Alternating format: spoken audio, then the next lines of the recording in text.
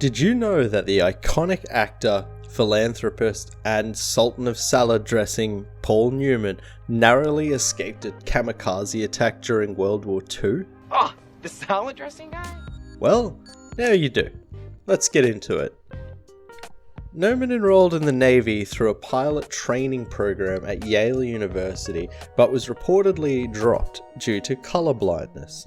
However, old mate Paul has later clarified that he, quote, couldn't do the mathematical things that being a pilot requires, with a later test confirming that he wasn't actually colorblind at all.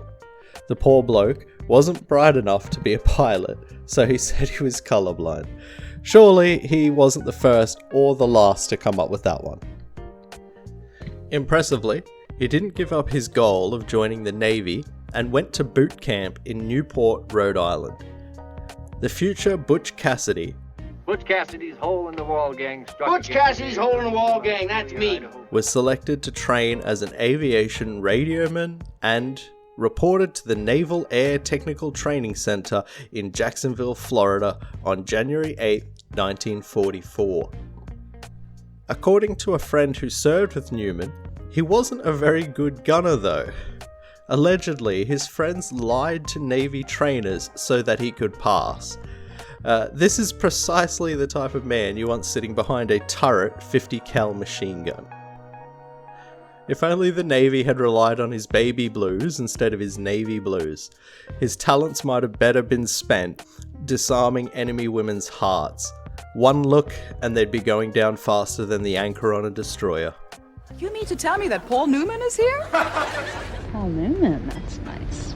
Newman qualified in torpedo bomber aircraft in 1944 and was sent to Barbers Point, Hawaii. While in Hawaii, he was assigned to various Pacific-based replacement torpedo squadrons and was largely responsible for training the replacement combat pilots and air crewmen, focusing largely on carrier landings. Just quickly, if you're enjoying this video, please subscribe to support the channel, really helps. For a period of time, Newman flew as the turret gunner in an Avenger torpedo bomber, which is pretty bloody awesome. The Avenger bomber typically had a 3-man crew, consisting of the pilot, gunner, and radio operator / bombardier. It was armed with 2 50 cal forward-firing machine guns in the wings, 1 50 cal dorsal gun for the gunner, and 1 30 cal ventral gun for the radioman. The Avenger also carried a 2,000-pound torpedo load. Shortly before the Battle of Okinawa in 1945, his squadron was assigned to the famous aircraft carrier named Bunker Hill, where he was to be a radioman and gunner. In a crazy twist of fate, before leaving, the pilot of his aircraft had an earache and was grounded, along with the future Cool Hand Luke. My favorite movie is Cool Hand Luke. The rest of his squadron, however, continued to the Bunker Hill aircraft carrier. A few days later, on the 11th of May 1945, Bunker Hill was struck by 2 kamikazes in quick succession, setting the vessel on fire. More than 390 people were killed or lost in the ocean, and another 246 were wounded. Remarkably, the carrier survived the war and returned to the mainland for repair and continued serving.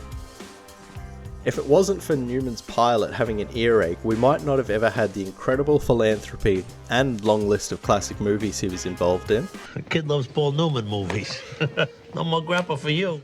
In an even crazier incident though, during his time aboard one of the aircraft carriers, Newman reportedly watched his best friend get sliced to pieces by a plane's propeller. Just picture that scene in your head for a moment.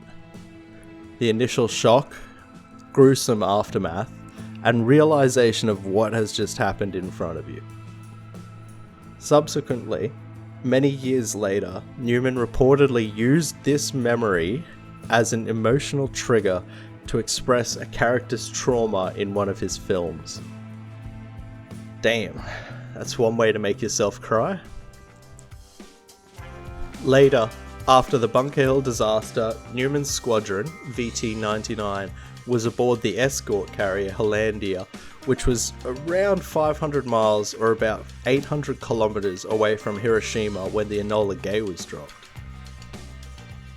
After the Japanese surrender, Newman returned stateside and continued serving with Carrier Aircraft Service Unit 7 in Seattle, Washington, and he was finally discharged on January 21st, 1946. Newman was awarded the American Air Campaign Medal, the Good Conduct Medal, the Asiatic Pacific Campaign Medal, and the World War II Victory Medal, which is a pretty good effort. Met me, I'm no Paul Newman.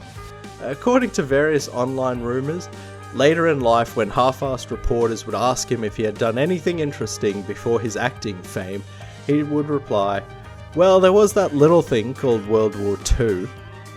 Bit of a badass response. Courtesy of Butch Cassidy. And so, next time you're trying to get your ranch dressing fix, buy it from a charitable company that also has a badass torpedo gunner on the label. Thanks for watching. If you made it this far, please subscribe, it really helps, and I'll see you in the next video.